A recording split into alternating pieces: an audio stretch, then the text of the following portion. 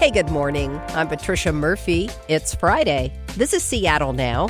This week, a passenger stepped in to save a King County Metro bus from disaster. The SuperSonics are coming back, for real this time. And wheels to the road, people. Lime scooters are going to start chirping at you if you drive on the sidewalk. KEXP DJ Eva Walker and author Jacob Uitti are here to break down the week. But first, let's get you caught up. Get ready. It's going to be a big, busy weekend in the Seattle area, starting with the opening of the light rail across Lake Washington Saturday. A ribbon cutting and street fair begins the festivities at 9 a.m. at the new Judkins Park station. Then the first train will leave from there around 10 a.m. Sound Transit's planning celebrations throughout the afternoon at 3 other stations: International District Chinatown, Mercer Island, and South Bellevue. Also tomorrow, No Kings protests are planned throughout the region. In Seattle, the biggest gathering will be at Cal Anderson Park on Capitol Hill. That begins at noon. Attorney General Nick Brown is expected to speak. From there, protesters will march to the fountain at Seattle Center. Organizers are aiming for more than 100,000 attendees. Protests are also planned in several nearby cities, including Bellevue, Shoreline, and Renton. And here we are, the first and last Friday of our spring fundraising drive. You know, you rely on Seattle Now twice each weekday to get you caught up. We rely on you too. Your financial donation to KUOW during this drive is the reason we can keep making this show. So please give today and know you can feel good about supporting this podcast and everything you read or hear on KUOW. Just tap the link in our show notes. And thanks.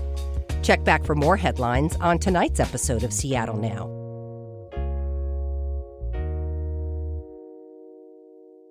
It's Friday again. Happy opening weekend, baseball fans. Eva Walker's here. She's the early show DJ at KEXP, and she rocks out in the black tones. Eva, good to see you. Good to see you. Yeah, Jacob Uitti's here, too. He's a freelance journalist and the co-author of The Sound of Seattle, 101 Songs That Shaped a City. Co-author is also Eva Walker, so we can add author to your title as well. You two also happen to be married, so no fighting. That's right. Yes. Not in public, anyway. I am glad to be here with Mr. Eva Walker. Yeah. That's a pleasure. We'll talk about that later. Yeah. All right. Starting off strong, you two, before we dive in. Fresh off a heartbreaking loss in the ALCS, Mariners baseball season's ramping back up. You can get things going with a souvenir Washington State ferry boat. It's a pretty solid piece of plastic that looks exactly like a state ferry with some added Mariners branding. How about that to hold your nachos, chicken tenders, or fish and chips? $8 upgrade. Is this for you? Are you buying one of these? I love the Washington ferry system. I love going to Orcas Island. I love all the nature.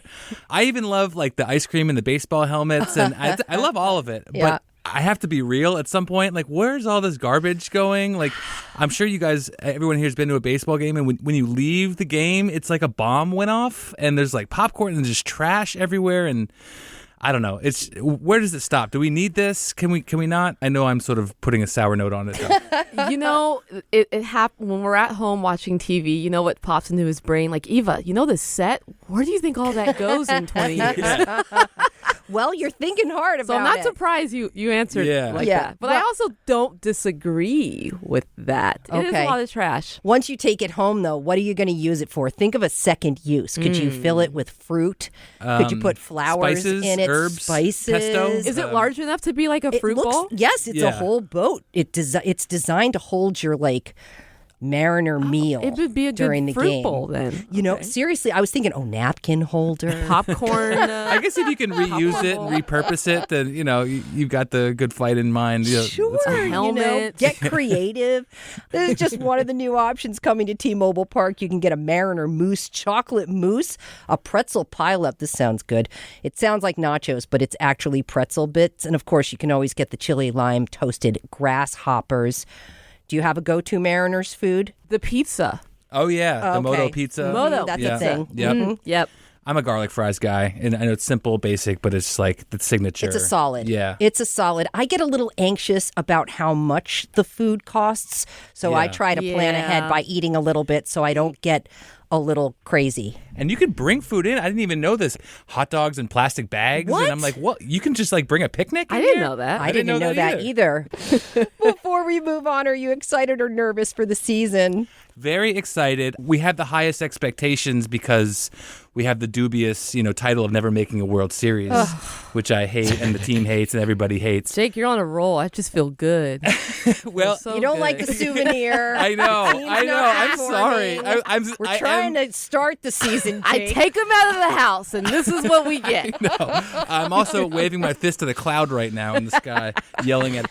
No, I'm excited for the season. I think that I can't wait. It's Rick Riz's final season. He's an icon. He's a god. I love that That's guy. right. I love Some his voice. nostalgia. We Yes. put our child Hendrix to sleep sometimes listening to these games. Oh. But, we want to make the World Series, but, We do. what if we don't? All right. Yeah, sorry. All right. Well, moving on to the big story this week. I hate it.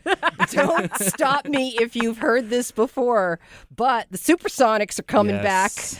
We somehow did not jinx it by talking about it on the show last week. As soon as 2028, according to ESPN, which would be exactly 20 years after they left. Wow. Yep.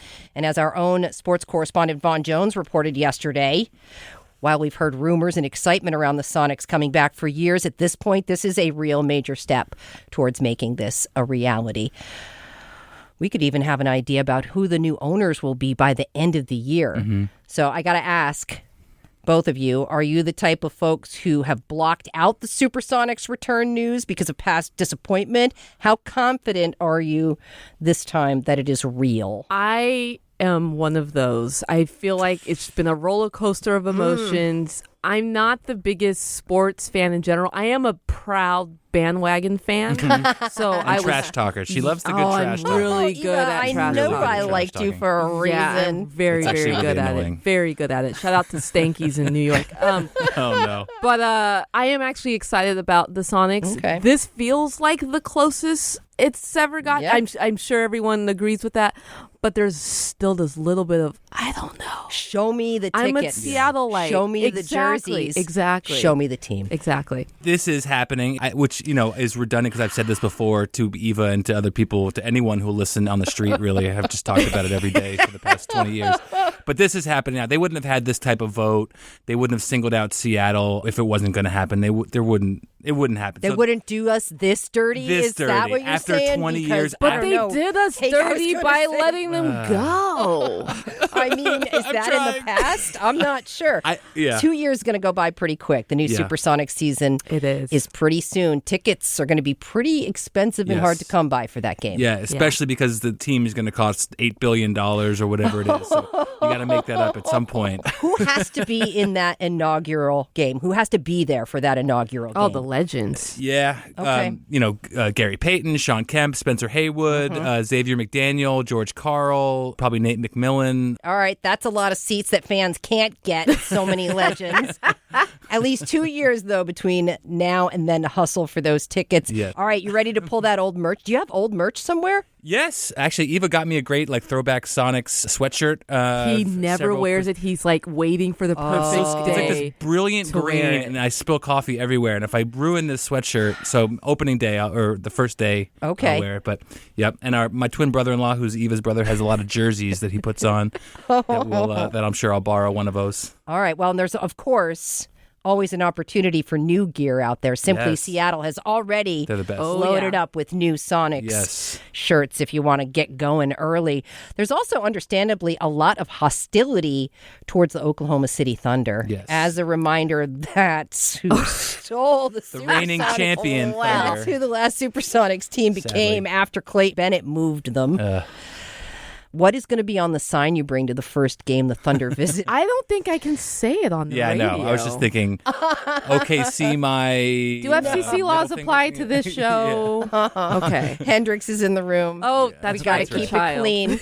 Got to keep it clean for the kiddos. I mean, we went to Oklahoma, and I told my brother and my husband, I was like, you guys, don't just talk about the Sonics. We get there. I did all the talking about Trash talker. See? being every Uber driver. So what do you think about stealing our team? What do you think about this? Amazingly, she made it home. I made it Well, home. and apparently the Thunder are very good, so the Sonics are going to need time to get back to their former glory. Will the city be able to handle a loss against the Thunder? I think so. I think so, too. The city's going to be so happy to have the team back. People won't go over to the Space Needle and start wrecking stuff Well, we like know they it's do gonna at take a Pioneer while Square and the to- pergola. Yeah, it's going to take a while for the team to I think a playoff loss would do that. The playoff energy loss. is going to be amazing. Yes. Yeah. I for a predict new the Sonics team. beating the Thunder in the first game. And Really? They may not win any other game that season. Jacob's but they're going to win out. the first Wow. game. All Yeah. right, all right. Heard it here Well, first. of course, we can't forget about the Storm, who start their new season in May. The best. After 20 years of being our sole basketball team, do you think they'll lose anything to the Sonics' return? No, No. I think it'll go up. I think it'll be hand in hand. Storm's amazing. Yeah. Storm rock.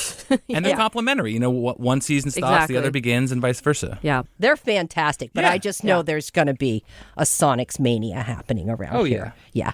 Moving on to our next topic. Last week, a passenger on a King County Metro bus in Greenwood stepped in during an emergency after the bus suddenly started hitting cars. Oh, my God. Fox 13 reports passengers were getting tossed back and forth. That's when the man named Ernie Makinson sprang into action. He ran to the front of the bus, found the driver unresponsive. He was having a medical emergency. He grabbed the wheel while pounding on the driver's chest. Realizing nothing was happening, eventually he moved the driver out of the way to try to get control and had to pull the air brake to stop the bus. Insane. He lost his dentures and his glasses during the struggle. I believe the quote was, "I lost my chompers." In its incredible story, it does make me wonder, how engaged are you during a bus ride? Would you have even noticed what was happening initially? Was this Keanu Reeves on the speed I bus? was just about to ask. What is going on? Is this an episode of Daredevil? I know, What yes. is Honestly. happening? This is real. I Yeah. would not be Wow. engaged. I'd be on my phone and I would be out the window once the bus crashed. You know, Yeah. There goes my positive attitude again. well, okay, never say you invited do realize, who are you in this kind of situation? Are you calm enough to think straight, or are you the type to panic? I like to think I'm calm in that situation. I think you could have done it. You're a mom. You have Yeah. to, Yes, the eye of the storm that's these true. days. Yes, yeah, that is very true. I like to think I would be calm. Would I be trying to control the bus? I don't know if I'd go that far. Kind of just, okay, just sit, brace yourself. You have to be really confident to And- take that seat, yes, right? because, That wheel is humongous. Because I also don't want to put other people in Right. danger by thinking I could drive the bus. Right. Well, okay, but pressed into service. Yeah. Like, what do? You got to do what you got to do. Yeah. This is kind of a Seattle Now version of, do you think you could land a plane question, really?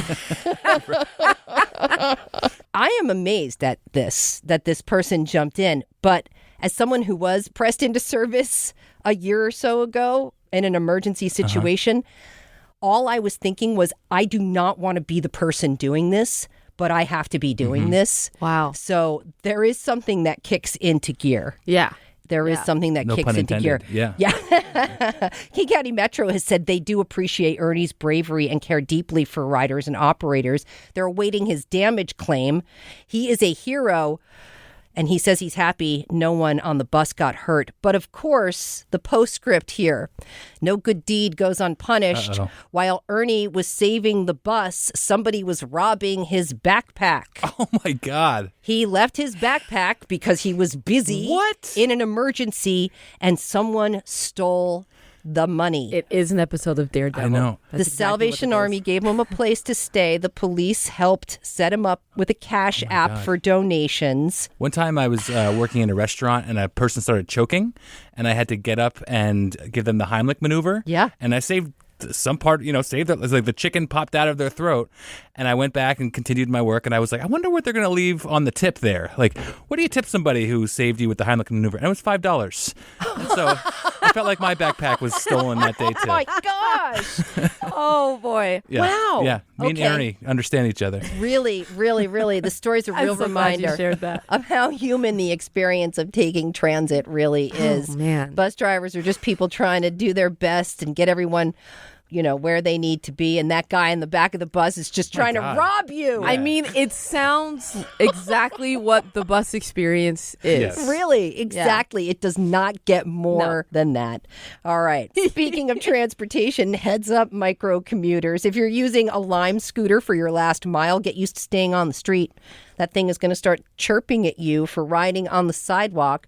The new behavioral deterrent that uses AI as Lime's way of trying to teach people to stay on the road. And you have to pay attention because apparently the company will cancel your ride if you exhibit antisocial or reckless behavior while scooting. Now, riding on the sidewalk is illegal around here, but you wouldn't know it. You would not know it. How have you almost been hit? With Hendrix in hand. With our daughter. Yes, absolutely. It's so frightening. And the guy yelled, "Sorry." Oh, that's more than I got. Yes, we've almost gotten hit probably a few times. But Yeah. there was one especially while we had our daughter, and it was very frustrating. And all this time I thought, well, maybe it's not a law. I thought it was a law they couldn't go on. Maybe it's me. Maybe I'm crazy. I was gaslighting myself, guys. Right. I have another curmudgeon take. Is everybody ready? Oh, we're ready. Always. I remember when I was younger, you had to wear a helmet, and there were all these different laws. yes. And now there's just these infestation of green vehicles everywhere. You could just, if you have a cell phone, you can just get on and ride and drop it in the river somewhere. What is happening? You can Yeah. dump it on Locusts. someone's It's chaos. lawn. Yeah. It's chaos Yeah. out there with the scooters. That Yeah. is true. Yeah. I see them more often than not tossed carelessly about. And so chirp away. Get them out of here. Yeah. Do you think this will work?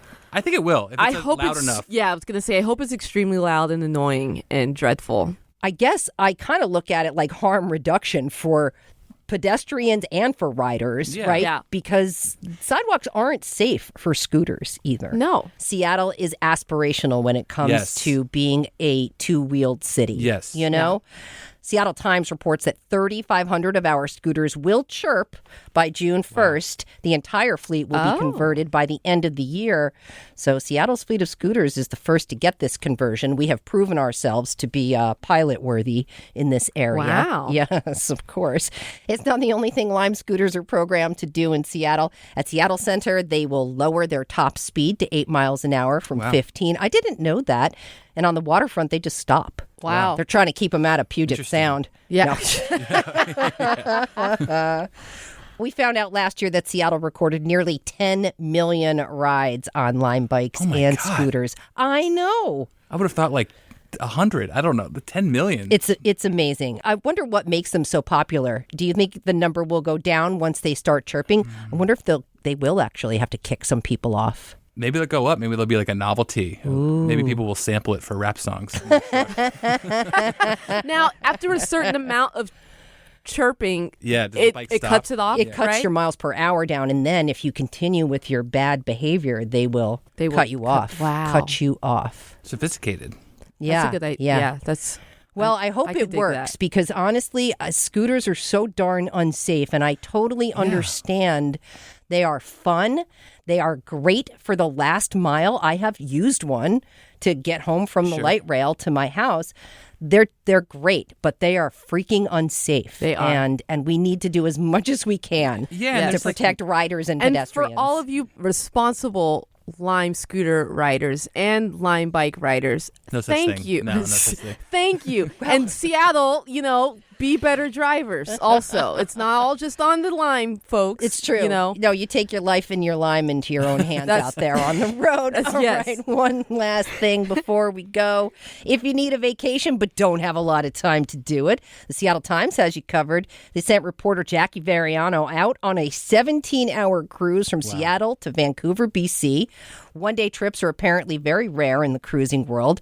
Apparently, this is how it works. One-day riders folded into the first night of a 21-day cruise where their first stop is Vancouver, BC, or the last night of a cruise where the final stop is in Seattle. So you can either go up or down, but you only get one way. And it's 17 hours. Do you cruise at all? Have you ever been on a cruise? For my senior prom, we went on a boat. Oh, yeah. That just kind of went around. That's as much of a cruise as I've ever done. Cruises have never appealed to me. I also Cruises have amazing commercials. Yes, they do. I'm always like, I want to go on a cruise. And then I'm like, no, when I actually I think about don't. it, I'm like, that sounds horrible. Yeah, not really. Surprising. 17 hours, though, sounds very what could you do in 17 hours, you know? Yeah. From Jackie's reporting, most of the stuff that's available, like spas and stuff, they're not doing any of that. They're just basically warehousing you with a bunch of burgers and fries for 17 hours. That seems like all cruises. What kind of entertainment would you bring on board? I mean, there'd have to be maybe some live music. Oh, a little live music. I thought to myself, if I was a mom of a young kid, 17 hours, I would just go in my room, shut off the lights, and go to sleep. Meet me in BC. Yeah. Eva, I don't know, man. This could be it. But then once you're there, we got to figure out how to get home. You got to get home. We got to get home. You get that train ride home. You can kick around BC, take the train home. Would you go? I used to take a gambling ship with my parents on the East Coast up to Nova Scotia. Wow. And you would drive your car onto the boat. It was like a ferry, I guess, but it was a gambling ship. It would go out far enough you could play blackjack. And then in the next day, it would pull into Nova Scotia. Sounds amazing. So you would gamble all night. So yeah, I would do that. Wow. But I don't think they would have that much fun. Yeah. On the 17 I'm like, that sounds I might way do like a gambling fun. ship. Yeah, It's also a weird amount of time because it's like, do you sleep? Jackie says she took the trip last summer and there were about 200-ish people on board. So there is some appeal. Maybe if you're going to Seattle from BC, it's like, I'll take a few extra hours. $200 is not that much. Yeah. Because, I mean, otherwise, how long does it take to drive to 3 or 4? Yeah, Yeah. Well, Jackie says the advantages are no traffic, no dealing with border crossings, pretty views. It's a chill way to get to Vancouver. Really chill. 17 hours is the chillest you could possibly get. And, okay, here's the downside. And this might be the deal breaker for me. $18 for a glass of wine. Can you just sneak your own bottle on? Yeah, no, I bet you can't. All right, so let's just the real final verdict, yes or no on the 17-hour cruise. No. I'll take the train. Yeah. I like the train. I'd go and report on it for the Times. Like that would be fun. Get paid to do it. But I don't know. There you go. Someone paid us to do it. We'll go. Yeah, there we go. All right, we're going to leave it there. Eva Walker is KEXP's early show DJ and makes great music in the black tones. And Jacob Uitti is an author and freelance journalist. And the two of them are quite the power couple. Thanks a lot. Thank you so much. Appreciate you listening to Seattle Now, and thanks to our generous donors for your support.